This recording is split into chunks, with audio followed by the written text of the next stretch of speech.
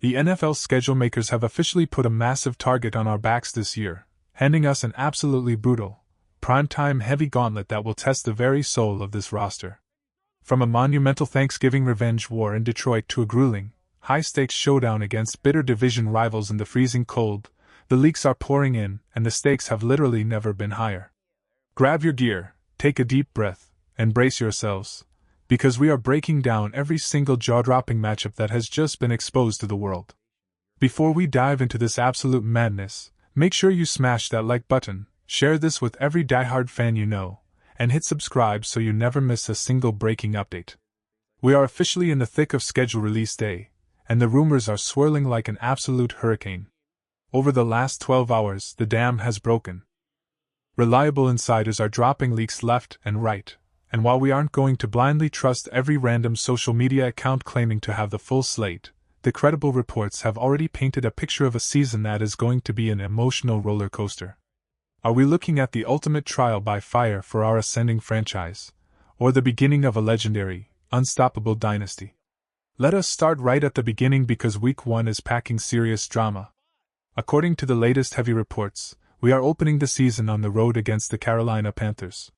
You cannot write a better script than this. We are talking about a pair of number 1 overall picks going head-to-head. Caleb Williams making his highly anticipated debut against Bryce Young. The history between these two franchises is permanently burned into our memories because of that monumental Ryan Poles trade back in 2023. Carolina gave up the farm to go get Bryce Young, and while they managed to scrape into the playoffs last year, we are the ones sitting on a goldmine of assets because of it. Now, does a 1 o'clock road game against Carolina sound like the most electrifying matchup of the century?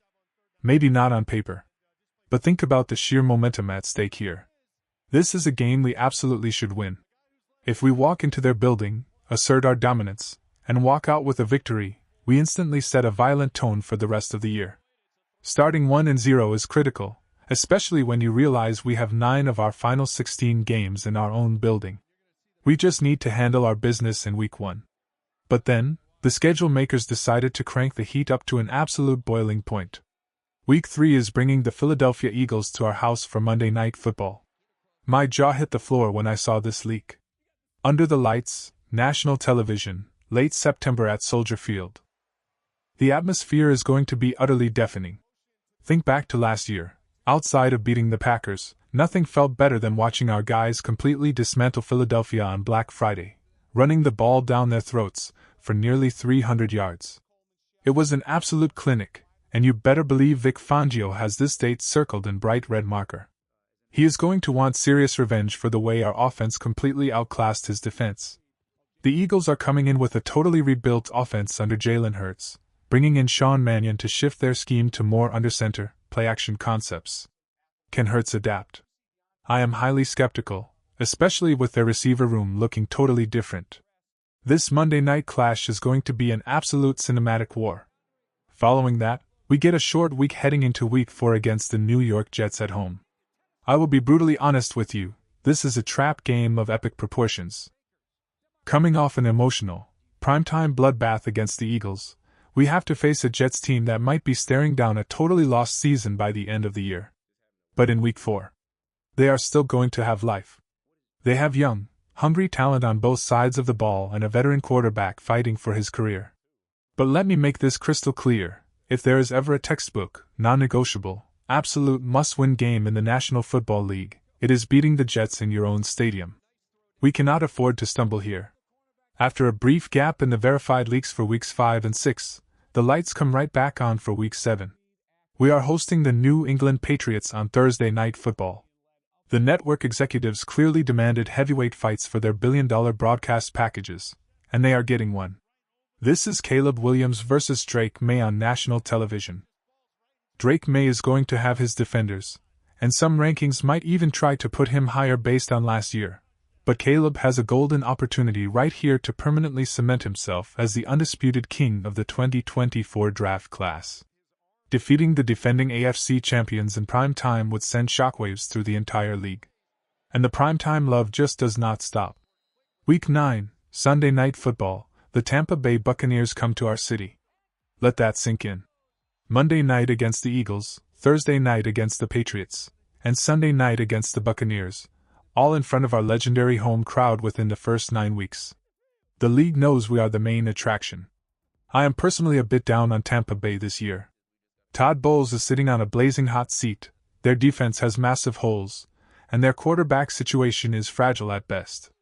They do have exciting second-year weapons like Emeka Egbuka and Luther Burden III, plus rookie Reuben Bain Jr. on the defensive line, but we should completely overpower them in front of a roaring Sunday night crowd. Now, we skip ahead to Week 11, hosting the New Orleans Saints. I actually think this game is wildly dangerous.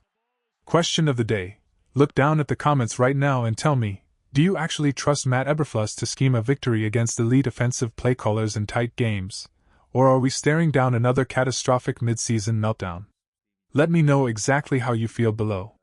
Because the Saints are a massive sleeper team. Tyler Shaw is developing into a terrifying pocket passer. He has an instant, lethal connection with Chris Olave, and with an elite backfield featuring Devon Achane and Travis Etienne, their offense can put up points in a hurry. Their defense still boasts game wreckers like Chase Young. I am praying this game brings freezing, miserable, howling wind to our stadium to slow down that dome team offense, because otherwise, this is going to be a brutal dogfight. Then comes the game we have all been waiting for.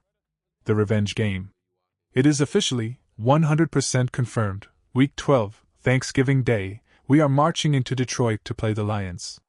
Thanksgiving football is the greatest tradition on earth, and being the early game on that legendary slate is an honor, but there is so much unresolved trauma here.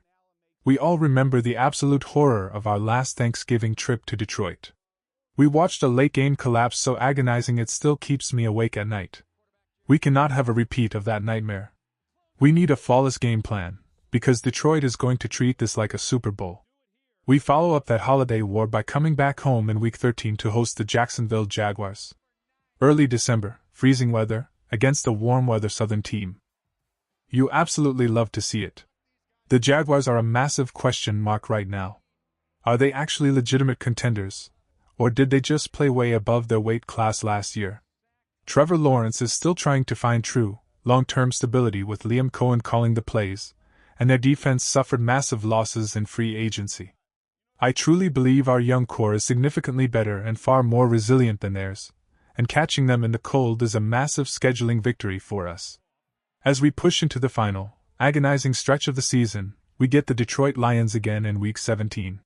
But this time, they have to come to our house. I do not care that Jared Goff beat us in the season finale last year. Let us look at the facts. When we played them in their pristine, temperature-controlled dome, they looked unstoppable. But take that exact same team, drag them outside into late December, expose them to the bitter, biting wind and freezing temperatures, and they look completely human. They lose their explosive edge. This is our territory, and we have to make them suffer in the elements. Finally, the leaks point to us closing out the entire season on the road against the Minnesota Vikings in Week 18. A divisional bloodbath to end the year. For the veteran fans out there, the last time we finished a season in Minnesota, we witnessed that infamous, soul-crushing Andy Dalton pick-six that mercifully signaled the end of the Matt Nagy era. We have come a remarkably long way since that dark day.